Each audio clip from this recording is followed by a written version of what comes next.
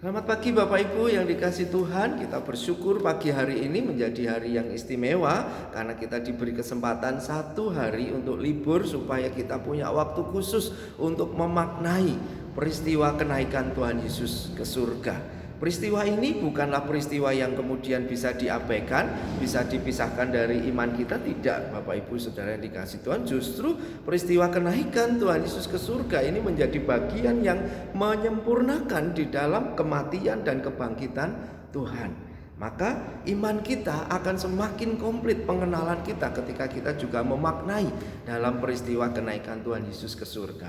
Maka hari ini saya mengajak Bapak Ibu Saudara dalam ibadah ini untuk merenungkan bagian kebenaran firman Tuhan dari Injil Yohanes pasal 14 ayat 27 sampai 31. Injil Yohanes 14 ayat 27 sampai 31. Silahkan di-pause dulu untuk Bapak Ibu bisa membaca bersama dengan keluarga. Baik, ketika selesai dalam pembacaan bersama dengan keluarga, saya mengajak kita untuk berdoa. Bapa Surgawi, kami bersyukur karena kami bisa menikmati satu hari ini untuk memaknai bagaimana peristiwa kenaikan Tuhan Yesus ke surga. Satu peristiwa yang begitu penting dalam kehidupan iman kami. Maka kami mau duduk diam untuk mendengar apa yang menjadi perkataan Tuhan atas hidup kami hari ini. Tuhan memberkati, di dalam nama Tuhan Yesus kami siap untuk mendengarkan. Amin. Bapak Ibu Saudara yang dikasih Tuhan, para rasul, para murid pada waktu itu mereka mengalami proses perpisahan yang kedua dengan Tuhan Yesus. Yang pertama adalah ketika Tuhan Yesus mati di kayu salib. Mereka terpisah walaupun hanya 3 hari, tetapi itu menjadi sebuah peristiwa khusus bagi para rasul pada waktu itu, bagi para murid-murid Yesus pada waktu itu. Dengan peristiwa kebangkitan yang mereka senang karena mereka bisa kembali bertemu Tuhan, mereka bisa kembali bersama-sama dengan Yesus. Tetapi hari ini mereka harus kembali berpisah. Kita bisa bayangkan satu proses perpisahan itu pasti menjadi proses yang tidak menyenangkan buat hati kita. Tetapi Bapak Ibu Saudara yang dikasih Tuhan, proses perpisahan yang hari ini kita maknai bersama-sama di dalam kenaikan Tuhan Yesus ke surga, ada beberapa hal. Paling tidak ada 4 hal yang saya mengajak Bapak Ibu Saudara untuk merenungkannya. Nah, Bapak Ibu Saudara yang dikasih Tuhan, sedikit analogi walaupun mungkin tidak terlalu tepat seperti yang dimaksud oleh Tuhan, tetapi menolong kita saja untuk bisa berpikir, memaknai dan mengerti apa yang menjadi maksud Tuhan. Jadi ketika kita sebagai orang tua, kita tidak bisa selalu ada bersama dengan anak-anak kita. Ada satu kesempatan di mana kita akan meninggalkan mereka. Mereka harus ada di rumah dan kita pergi ke suatu tempat dalam beberapa waktu. Nah, Bapak Ibu Saudara yang dikasih Tuhan, ketika kita pergi, ada paling tidak 4 hal ini yang akan kita pelajari. Yang pertama adalah tujuannya, kemana dan untuk apa kita pergi. Kemudian yang kedua pasti ada pesan. Ketika kita mau pergi, kita pesan kepada anak-anak supaya mereka hati-hati, supaya mereka tidak main yang membahayakan, supaya kalau ada tamu yang belum kenal mereka harus bagaimana. Ada pesan, ya. Tetapi bukan hanya kemudian pesan, ada bekal, ya, yang kita tinggalkan untuk mereka. Kalau mereka mungkin perlu makan, perlu jajan atau perlu beli sesuatu, sudah disiapkan beberapa makanan, beberapa minuman mungkin di tempat penyimpanan di rumah, atau mungkin ada senilai uang yang kita tinggalkan untuk mereka punya bekal selama kita tidak bersama-sama mereka. Dan yang keempat adalah pengharapan. Anak-anak kita yang kita tinggalkan pasti mereka sedang mengharapkan kita kembali. Kapan ya Bapak Ibu datang? Kapan ya Bapak Ibu pulang? Itu menjadi sebagian yang tidak terpisahkan. Nah, Bapak Ibu Saudara yang dikasih Tuhan, 4 hal inilah yang kita bersama-sama akan pelajari dalam memaknai kenaikan Tuhan Yesus ke surga ini. Yang pertama adalah tujuan. Mari Bapak Ibu Saudara yang dikasih Tuhan, apa tujuannya Tuhan Yesus kembali naik ke surga? Kita akan lihat di dalam Injil Yohanes pasal 14 mulai dari ayatnya yang pertama sampai dengan yang ketiga. Inilah tujuan Tuhan Yesus naik ke surga. Janganlah gelisah hatimu, percayalah kepada Allah, percayalah juga kepadaku. Di rumah Bapakku banyak tempat tinggal. Jika tidak demikian, tentu aku mengatakannya kepadamu. sebab aku pergi ke situ untuk menyediakan tempat bagimu. Dan apabila aku telah pergi ke situ dan telah menyediakan tempat bagimu, aku akan datang kembali dan membawa kamu ke tempatku, supaya di tempat di mana aku berada, kamu pun berada. Nah, Bapak Ibu Saudara yang dikasih Tuhan, di sini dicatat bahwa Tuhan Yesus naik ke surga itu adalah untuk menyediakan tempat bagimu. Kata ganti yang dipakai itu adalah kata ganti orang kedua tunggal, ya. Tempat bagimu. Jadi masing-masing pribadi itu kalau diganti dengan kata ganti pertama saya, aku, masing-masing Bapak Ibu Saudara membaca itu dan memakai kata gantimu itu diganti dengan kata gantiku, kata ganti saya, maka itu Tuhan Yesus naik ke surga tujuannya adalah menyediakan tempat bagiku, tempat bagi saya. Pribadi lepas pribadi, orang percaya Bapak Ibu Saudara yang dikasih Tuhan, disediakan tempat oleh Tuhan. Maka Tuhan harus dan penting untuk kembali ke surga, untuk naik ke surga. Karena masing-masing pribadi lepas pribadi ini, seluruh anggota gereja, seluruh anak-anak Tuhan yang percaya kepada Yesus sebagai Tuhan dan Juru Selamat, semuanya mendapatkan tempat yang disiapkan oleh Tuhan. Bukan kolektif, tetapi pribadi lepas pribadi ini Tuhan menyiapkan. Karena jelas sekali dalam Injil Yohanes ini dikatakan pakai kata ganti menyediakan tempat bagimu. Ya, tunggal, perorangan mendapatkan tempat. Maka Bapak Ibu Saudara yang dikasih Tuhan, jaga iman kita, ya, supaya tempat yang sedang dipersiapkan Tuhan itu benar-benar menjadi tempat yang itu disediakan buat kita. Jangan sampai kemudian terhilang, ya. Dan kita tidak bisa sewakan kepada orang lain, kita tidak bisa gantikan itu kepada orang lain, karena itu adalah dipersiapkan Tuhan bagi kita. Kalau kita sudah pada waktunya nanti di ayat yang ketiga, kalau sudah setiap tempat itu, aku akan datang kembali membawa kamu ke tempatku. Ya, jelas sekali tujuannya bahwa Tuhan harus naik ke surga, Tuhan harus kembali ke surga, karena Tuhan mau menyediakan tempat bagi kita. Kemudian yang kedua Bapak Ibu Saudara yang dikasih Tuhan, kalau tadi berbicara pesan, ya. Nah, kita melihat pesannya Bapak Ibu Saudara yang dikasih Tuhan. Di ayat 27 di sana dikatakan, damai sejahtera ku tinggalkan bagimu, damai sejahteraku ku berikan kepadamu, dan apa yang ku berikan tidak seperti yang diberikan oleh dunia kepadamu. Jangan gelisah dan gentar hatimu. Jadi ketika kita mau pergi, kalau kita sebagai orang tua tadi, ketika kita mau pergi, kita berpesan kepada anak-anak kita, jangan takut, ya, tetap di rumah. Sudah disiapi bekal, sudah disiapi beberapa cadangan makanan. Jadi kalau butuh makan, kalau butuh minum sudah ada di sana. Hati-hati, jaga diri. Nah, di sini Tuhan juga berkata, damai sejahtera ku tinggalkan bagimu. Dan kita melihat di ayatnya yang ke-16 masih dalam pasal 14 Injil Yohanes ini, aku akan minta kepada Bapa dan ia akan memberikan kepadamu seorang penolong yang lain supaya ia menyertai kamu selama-lamanya, yaitu Roh kebenaran. Dunia tidak dapat menerima dia sebab dunia tidak melihat dia dan tidak mengenal dia. Tetapi kamu mengenal dia sebab ia menyertai kamu dan akan diam di dalam kamu. Jadi jangan takut Bapak Ibu Saudara dikasih Tuhan. Seperti para murid pada waktu itu, para rasul pada waktu itu yang secara langsung mereka ditinggalkan oleh Tuhan Yesus naik ke surga. Mereka tidak perlu takut. Kita hari ini pun juga tidak perlu takut, karena akan ada bekal yang diberikan oleh Tuhan kepada kita. Roh Kudus, Roh kebenaran yang akan memimpin dalam damai sejahtera kita. Kita tidak ditinggalkan sebagai yatim piatu, kita tidak dibiarkan begitu saja, kita tidak ditinggalkan menjadi anak yang tanpa pengharapan, tetapi Bapak Ibu Saudara yang dikasih Tuhan, kita diberi bekal oleh Tuhan. Damai sejahtera yang diberikan oleh Tuhan itu sangat-sangat berbeda dengan damai yang dijanjikan oleh dunia. Ya, karena damai sejahtera yang diberikan Tuhan itu adalah damai sejahtera yang ada di hati, bukan hanya damai sejahtera yang ada di dalam pikiran kita, tetapi ketika damai sejahtera itu ada di hati, maka apapun yang terjadi di luar, apapun yang terjadi di sekitar kita, kita akan tetap bisa melihat bahwa Tuhan bersama dengan kehidupan kita. Ya, jadi Bapak Ibu Saudara dikasih Tuhan, kita tidak sendirian, kita tidak dibiarkan menjalani kehidupan kita sendiri oleh Tuhan, tetapi Tuhan yang Immanuel itu, Tuhan yang selalu bersama dengan kehidupan kita, ada di hati kita. Nah, kalau Tuhan ada di hati kita, Dia akan memimpin hidup kita. Dalam Galatia 2 ayat 20, namun aku hidup, tetapi bukan lagi aku hidup dengan hidupku sendiri. Karena Tuhan yang memimpin kita, saudara.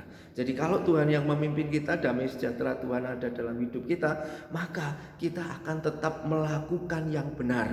Sekalipun secara physically kita tidak lagi bersama Yesus, Tuhan tidak lagi bersama dengan Tuhan Yesus yang selalu misalnya kayak orang tua bersama anak selalu, hei ayo tak bareng ya. Jangan tidak seperti itu, saudara ya. Kalaupun kita sebagai anak-anak yang sedang ditinggalkan oleh orang tua kita, jangan hanya takut ketika ada orang tua kita ya, tetapi ingat pesan orang tua bahwa kita harus tetap melakukan yang baik. Nah itu.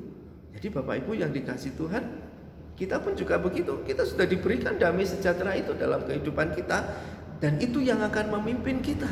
Jadi kalau Tuhan sudah memberikan roh penghiburan, roh kebenaran dalam diri kita, dalam damai sejahtera untuk membawa kita hidup benar, jangan kemudian kita melakukan yang tidak benar. Jangan kemudian kita mencoba melakukan yang tidak baik. Jangan hanya karena takut ketahuan orang. Jangan hanya Tuhan sudah tidak bersama-sama. Tidak begitu. Karena damai sejahtera itulah yang memimpin kita ya. Jadi Tuhan tetap tahu apa yang kita lakukan. Jadi Bapak Ibu Saudara, kita tetap menjadi bagian untuk menerima pesan Tuhan di dalam kehidupan kita. Ada bekal yang Tuhan sudah tetapkan dalam diri kita. Kemudian yang berikutnya ada pesan tadi ya. Sudah sempat disinggung karena ini berkaitan antara bekal dengan pesan. Ketika diberi bekal, maka pesannya harus disampaikan dengan baik. Jangan hanya mau bekalnya saja ya. Panganane dintekne, ngombene dintekne, duite dintekne, tapi bar omahe ditinggal. Nah, bar gak tanggung jawab. Tidak seperti itu ya. Bekal yang diberikan Tuhan akan membawa kepada kita untuk bisa melakukan pesan yang disampaikan oleh Tuhan. Pesannya apa? Kita melihat di ayatnya yang ke-29, dan sekarang juga aku mengatakan kepada kamu sebelum hal itu terjadi, supaya kamu percaya apabila hal itu terjadi. Tidak banyak lagi aku berkata-kata dengan kamu, sebab penguasa dunia ini datang dan ia tidak berkuasa sedikit pun atas diriku, tetapi supaya dunia tahu bahwa aku mengasihi Bapa dan bahwa aku melakukan segala sesuatu seperti yang diperintahkan Bapa kepadaku. Bangunlah, marilah kita pergi dari sini. Ada satu bagian, bangunlah, mari kita pergi dari sini. Ada kata kerja di sana. Bangun, lakukan tugasmu. Ketika Tuhan Yesus ada di dunia ini, visinya adalah untuk menyelamatkan manusia, memberitakan kerajaan surga. Nah, ketika Tuhan Yesus naik ke surga, siapa yang harus melakukan bagian ini? Maka bagian di sini dikatakan, bangunlah, marilah kita pergi dari sini. Bangunlah, berdirilah ya. Lakukan sesuatu. Ini kata kerja Bapak Ibu yang dipakai. Ini adalah kata kerja. Jadi Bapak Ibu Saudara yang dikasih Tuhan, menjadi sebuah bagian ketika kita menjadi anak-anak Tuhan hari ini. Memang dengan physical distancing, dengan pakai masker, dengan harus menghindari kontak. Mungkin kita berpikir, bagaimana saya harus memberitakan Injil? Terus sekarang berbicara dengan orang yang tidak kenal, kita harus membatasi diri. Bukan berarti tidak ada kesempatan untuk memberitakan Injil, Bapak Ibu Saudara yang dikasih Tuhan. Bukan berarti kemudian ini menjadi pembelaan kita untuk tidak memberitakan Injil. Ada banyak kesempatan kalau memang sekarang ini dunianya sudah dunia medsos, dunianya adalah dunia virtual. Bapak Ibu bisa nge-vlog, Bapak Ibu bisa buat konten, ya. Bapak Ibu bisa menulis sesuatu di situ. Pakailah jempol, pakailah mulut, pakailah penampilan kita dengan nge-vlog, dengan video yang kita buat, dengan konten-konten yang kita buat untuk jadi berkat buat orang lain, ya. Ini menjadi kesempatan. Memang dunianya sudah berubah. era digital sudah mulai merambah dan sudah mulai banyak orang menggunakannya. Jadi pengabaran Injil kita juga menjadi bagian yang sudah mulai mengikuti dengan apa yang sedang ada. Walaupun prinsip-prinsip kebenarannya harus tetap tertanam. Jadi media sosial bukan hanya untuk menyampaikan perasaan sakit hati kita, perasaan kecewa kita, perasaan kemarahan kita, ya. Memang di situ ada kesempatan untuk promo, ya. Kita yang mulai ada usaha bisnis melalui virtual, nah ini kesempatan. Misalnya dalam beberapa tampilan gambar promo produk kita, selipkan di sana di tengah ada ayat. Selipkan di situ ada ayat-ayat pengharapan, ada kata-kata mutiara di dalam Tuhan, kedamaian, ketentraman. Sehingga orang ketika melihat produk kita dalam status kita atau dalam apa istilahnya di IG itu, saudara bisa lihat, teman-teman kita bisa lihat, dan ketika produk kita dilihat, pasti ayat itu, kata-kata itu, ungkapan-ungkapan kebenaran itu juga dilihat oleh mereka, ya. Sedikit banyak mereka akan melihat. Nah, kalau itu setiap hari produk kita itu kita munculkan di situ, dan setiap hari ada ayat-ayat juga yang terselip di situ, itu setiap hari mereka juga akan baca. Itu setiap hari mereka akan lihat. Ya, masalah nanti mereka akan menjadi percaya kepada Tuhan atau tidak, itu urusannya dengan Tuhan. Tetapi kita sudah melakukan bagian kita, ya.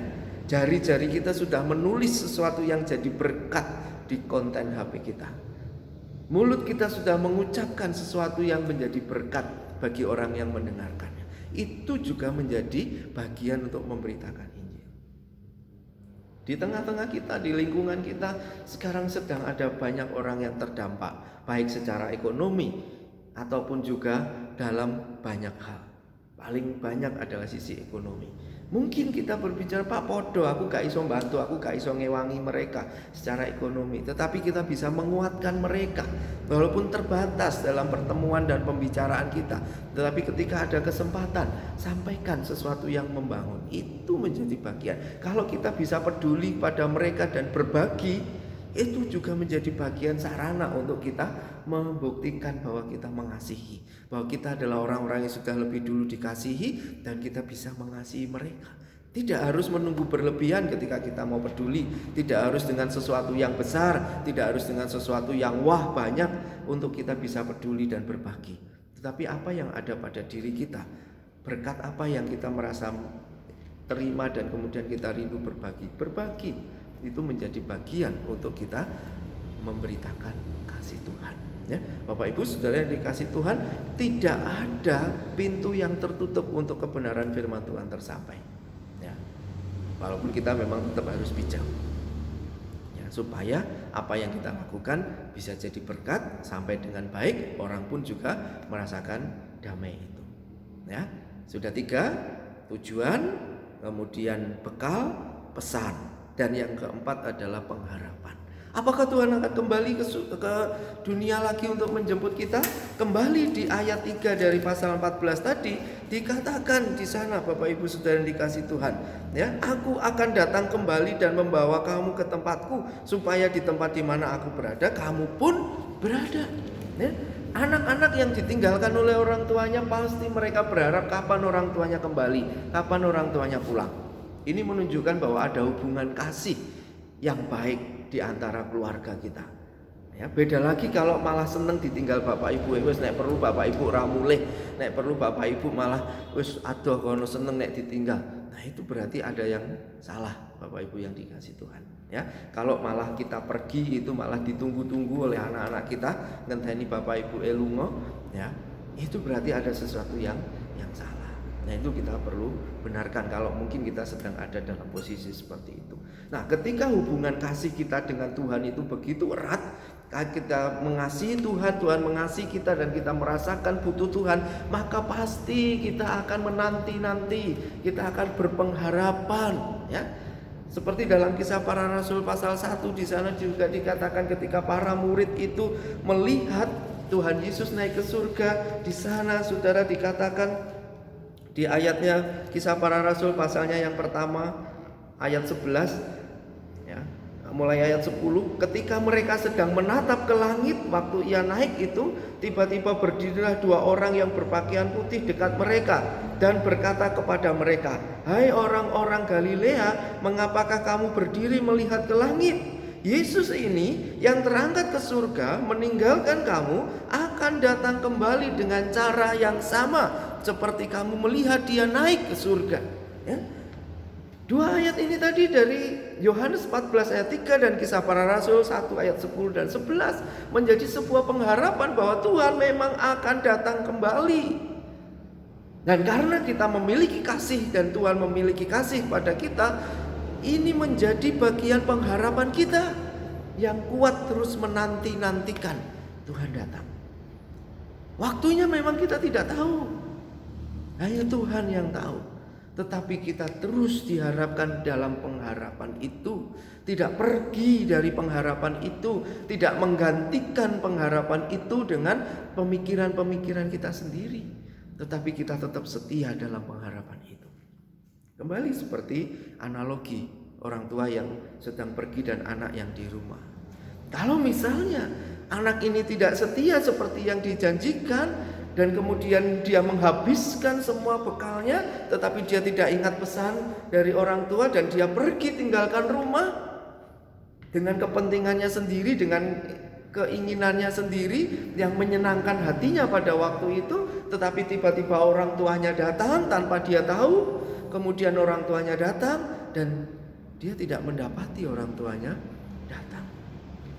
Ketika orang tuanya membawa sesuatu yang akan dipersiapkan untuk dia, tetapi dia tidak di rumah, dan akhirnya dia tidak mendapatkan sesuatu yang dibawa orang tuanya ketika datang. Nah, Bapak Ibu Saudara yang dikasih Tuhan, pengharapan kita mengharapkan kita untuk setia, untuk taat. Jangan kemudian kita pergi seperti yang kita pikirkan, meninggalkan. Pengharapan ini daripada masa itu pun sudah dikatakan bahwa bertobatlah, kerajaan Allah sudah dekat. Bertobatlah, kerajaan Allah sudah dekat. Nyatanya sampai hari ini semuanya belum. Ya, hoax itu tak, saudara. Karena yang punya waktu adalah Tuhan, bukan kita. Waktu itu adalah waktunya Tuhan, bukan waktu kita. Masalah rumah yang ada di surga yang dipersiapkan untuk setiap pribadi-pribadi kita itu sudah layak, sudah selesai atau belum, itu adalah jaminan Tuhan, bukan permintaan kita. Kita tidak bisa minta lebih dulu, Tuhan wes omahku dadekno dhisik, rumahku jadikan dulu Tuhan. Tidak bisa, saudara. Itu adalah Tuhan yang tahu kapan dia datang, kapan dia menyatakan waktunya. Itu adalah Tuhan. Bagian kita adalah tetap setia dalam pengharapan kita. Bagian kita adalah tetap taat di dalam kita menjalankan apa yang menjadi pesan Tuhan. Kalau sudah waktunya, Tuhan pasti akan datang. Kalau sudah tepat, Tuhan sendiri menyatakan dia pasti akan datang. Jadi Bapak Ibu Saudara yang dikasih Tuhan, dalam masa pengharapan ini tetap lakukanlah apa yang menjadi pesan Tuhan. Berbekal damai sejahtera, berbekal kuasa Roh Kudus yang memimpin kehidupan kita, lakukan segala sesuatunya dalam tentram damai Tuhan. Jadilah pembawa damai di lingkungan pekerjaan, di lingkungan bertetangga, di tengah-tengah keluarga. Jadilah pembawa damai. Keluarkan ekspresi-ekspresi positif kita yang membangun. Sekalipun situasinya tidak mudah, tetapi ekspresi positif perlu tetap kita nyatakan dalam kehidupan kita. Karena tujuan Tuhan naik ke surga adalah tujuan yang jelas, dan tujuan itu adalah untuk kepentingan kita, bukan untuk Tuhan. Maka saya mengajak Bapak Ibu Saudara, anak-anak Tuhan semuanya, setialah dalam pengharapan di dalam Tuhan. Ketika kita setia, ketika kita hidup benar, ketika kita membawa damai, dan saatnya datang, Tuhan akan melihat. Berbahagialah hai hambaku yang setia, engkau akan bersama-sama dengan aku untuk menikmati sukacita. Kata-kata yang begitu luar biasa, kata-kata yang begitu indah untuk didengar. Berbahagialah hambaku yang setia. Bagaimana saudara rasanya ketika kita mendengar kata-kata itu diucapkan untuk kita? Karena rumah yang disediakan tadi itu bersifat tunggal untuk kita, pribadi lepas pribadi, dan kata-kata itu pun juga bersifat pribadi pada kita. Dikatakan, berbahagialah hambaku yang setia. Engkau layak untuk mendapatkan bagian. Oh, saya yakin setiap kita sebagai anak-anak Tuhan rindu untuk mendapatkan perkataan itu dalam hidup kita. Maka setialah, nikmati kehidupan jadi berkat buat orang lain. Mari kita berdoa. Kami bersyukur Bapa, karena hari ini kami boleh memaknai kenaikan Tuhan Yesus ke surga dengan 4 hal. Memahami tujuan Allah, Tuhan Yesus pergi ke surga. Kemudian kami boleh menerima bekal yang Tuhan berikan yang memimpin kami untuk hidup dalam damai sejahtera. Melakukan tugas bagian kami menjadi berkat bagi banyak orang dan tetap berpegang pada pengharapan kami. Taat dan setia sampai dengan lanjut usia kami, sampai dengan segala sesuatunya dinyatakan Tuhan waktunya selesai bagi kami. Biarlah kami tetap taat dan setia dalam pengharapan kami. Terima kasih Tuhan Yesus, kebenaran firman-Mu akan semakin nyata dan sempurna saat kami menjadi pelaku atas firman-Mu. Di dalam nama Tuhan Yesus kami berdoa. Amin. Bapak Ibu saudara yang dikasihi Tuhan, selamat menikmati kebersamaan dengan orang-orang yang saudara kasihi. Dan tetap semangat, tetap lakukan yang terbaik, tetap jaga diri, tetap taat pada aturan pemerintah, tetap berdoa supaya segala sesuatunya bisa kita lewati dengan baik. Tuhan memberkati kita semuanya.